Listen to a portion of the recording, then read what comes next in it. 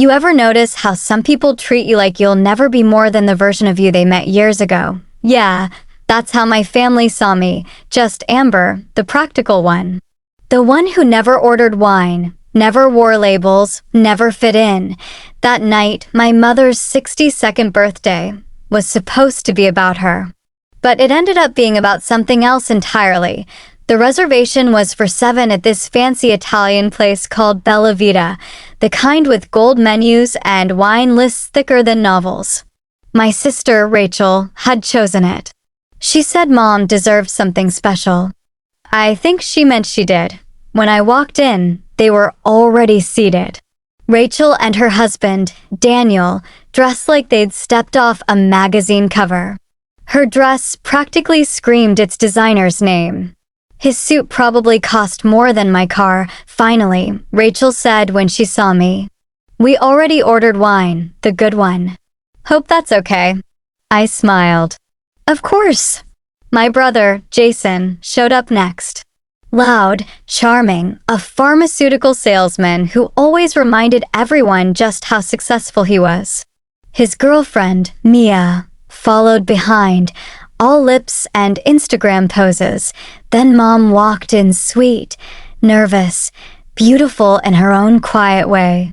She still looked like she didn't belong in places like that. She never quite shook off the mindset of someone who grew up with nothing. "Oh, honey," she said to Rachel, "this place is too much." "Nonsense, Mom," Rachel beamed. "You only turned 62 once." We all sat down. And, of course, I got my usual spot right next to the kitchen doors. Close enough to hear the laughter, far enough to be forgotten. The waiter came. Everyone ordered drinks that cost as much as my groceries for a week. When he got to me, I said, "Just water, please." Rachel laughed, loud enough for the next table to hear. Of course. Amber's practical. Then came the questions. "So, Amber," Daniel said with that polite smirk people use when they're about to insult you, "still doing that little consulting thing?" I nodded. "Yes. Must be tough, in this economy." Rachel jumped in. "Oh, come on, Amber's doing fine. Probably has what, 2 or 3 clients." I just smiled. "Something like that." The menus came. I watched their faces when they saw the prices. Jason whistled. "Didn't realize this place was that expensive." Rachel's smile tightened. "It's fine. It's Mom's birthday." But I could see her calculating the bill, the wine, the desserts. And I knew what was coming. "Amber," she said sweetly, "you'll split this with us, right?" "It's only fair." "Of course," I said. She relaxed instantly. "Perfect. We'll just split it evenly." Evenly. Right. When the waiter returned, Rachel ordered the most expensive dish on the menu. Jason followed with the second most expensive. Mom ordered pasta, something simple, cheap, and when it was my turn, Rachel smiled. "Maybe look for something moderate. I know consulting doesn't pay much." Jason added, "Yeah, no shame in being practical."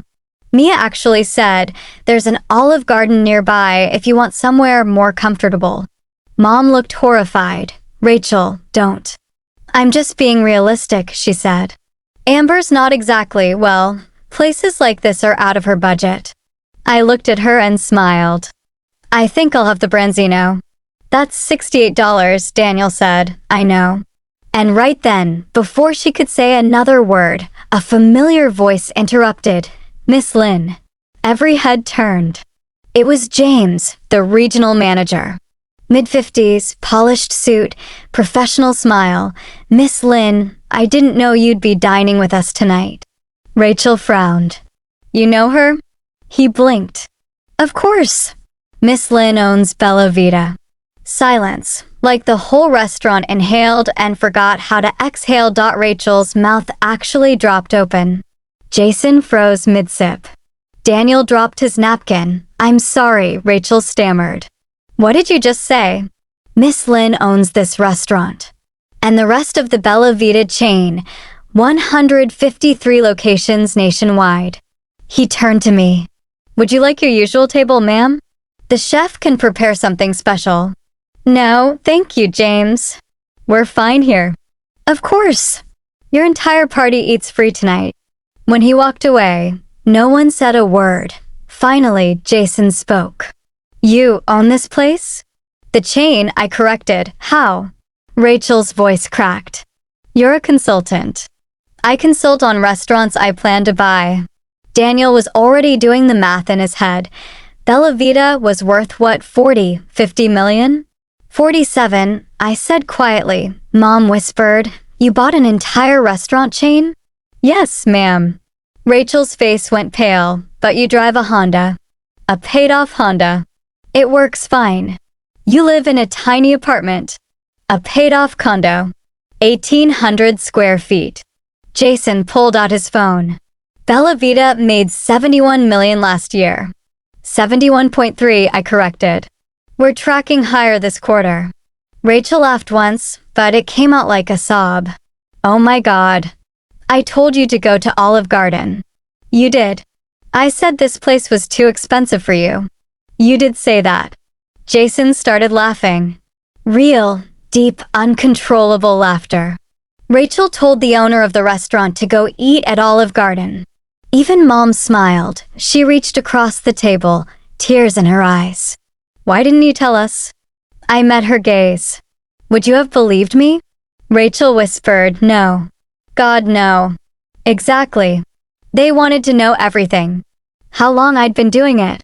How I started. I told them the truth. I was 27 when I bought my first place, a dying breakfast diner 2 months from bankruptcy. Everyone told me I was insane, including them. Rachel called it cute.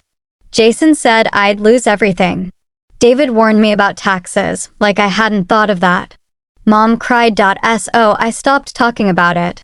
And I just built. 6 years later, I owned 5 chains, 17 standalone restaurants, and a consulting firm. Rachel stared at me across the table. Why did you keep coming to dinners? If we treated you like that? I thought for a moment, because you're my family. And maybe part of me hoped, someday you'd see me for who I really am. Mom squeezed my hand. We see you now. By dessert, the air had changed. The tension melted into something else, respect, maybe even pride. When we left, Rachel stopped by my car. You could buy a Ferrari. I could buy the dealership, I said. She laughed. You're the weirdest rich person I've ever met. I'm probably the only one you've met. That night, my phone lit up with messages from cousins, uncles, aunts, people I hadn't heard from in years. Everyone suddenly wanted to catch up. I replied to one Mom's. Then I ignored the rest. Sunday dinner that week was different. Rachel hugged me first. Jason brought wine. And for the first time, they asked me questions. Real ones. About my work. About the risks.